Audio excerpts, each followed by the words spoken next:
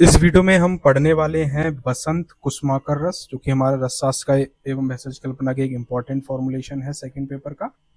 ठीक है, अगर हम इसके ग्रंथ की बात करें यानी कि कहाँ से लिया गया है, तो वो है रसेंद्र सार संग्रह का ये फॉर्मुलेशन है। ठीक है, अगर हम इसके रोग अधिकार देखें तो वो क्या है, रसायन वाजीकरण, ये एक तरह का है, यानी रसायन और वाजीकारक द्रव्य है ये, यानी कि जो फॉर्मुलेशन बनेगी वो ये काम करेगी लोगों के शरीर पे। अब हम इसका एक बहुत ही सिंपल ट्रिक देखेंगे और घटक द्रव्य को देखिए जानेंगे, जिससे हमें ये आसानी से याद हो सके एग्जाम पॉइंट ऑफ व्यू से। सबसे पहले हम देखते हैं कितने घटक द्रव्य हैं। इसके अंदर आपको 8 घटक द्रव्य देखने को मिलते हैं। घटक द्रव्य की संख्या कितनी है, 8। कौन कौन सी है, अभ्रक भस्म, प्रवाल भस्म, मुक्ता भस्म, बांग भस्म, नाग भस्म, लौह, स्वर्ण और रजत भस्म इसके अंदर देखने को मिलती है।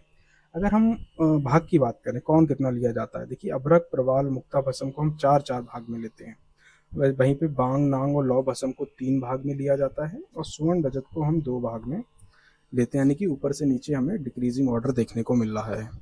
अगर हम ट्रिक की बात करें तो क्या है, अभी, पीएम, बन लो, सोना चांदी से। अभी से क्या हो गया हमारा अभ्रक भस्म, पीएम में पी से क्या हो गया प्रवाल भस्म, एम से क्या हो गया मुक्ता भस्म, बन लो, बन लो में 3 चीजें हैं, बा ना लो, बन से हमारा बांग भस्म, ना से नांग भस्म, लो से क्या हो गया लोह भस्म। सोना चांदी तो आपको ऑब्वियसली ध्यान रहने वाला ही है, सोना से क्या है स्वर्ण भस्म, चांदी से हमारा रजत भस्म। तो ऐसे ही आप इसे 3 से 4 बार पढ़ेंगे तो ये आपको बसंत कुसुमाकर जो रस है वो आपकी उंगलियों पे हो जाएगा, आप कभी नहीं भूलेंगे इसे। क्या याद रखना है, अभी पीएम बन लो सोना चांदी से, अभी से अभ्रक भस्म, पी से ऑब्वियसली आपको याद आ ही जाने वाला है क्या है प्रवाल भस्म, एम से मुक्ता भस्म, बन लो, बांग, नांग, लौह भस्म, सोना चांदी में आपको याद रहेगा। देखिए इसके भावना द्रव्य याद करना बहुत ही थोड़ा टफ हो जाता है, क्योंकि इसके अंदर आपको भावना द्रव्य जो है ना उनकी संख्या 9 है। अगर एग्जामिनर पूछता है आपसे और आप भावना द्रव्य सही से नहीं लिखते हैं तो आपको मार्क्स पूरे नहीं मिलने वाले।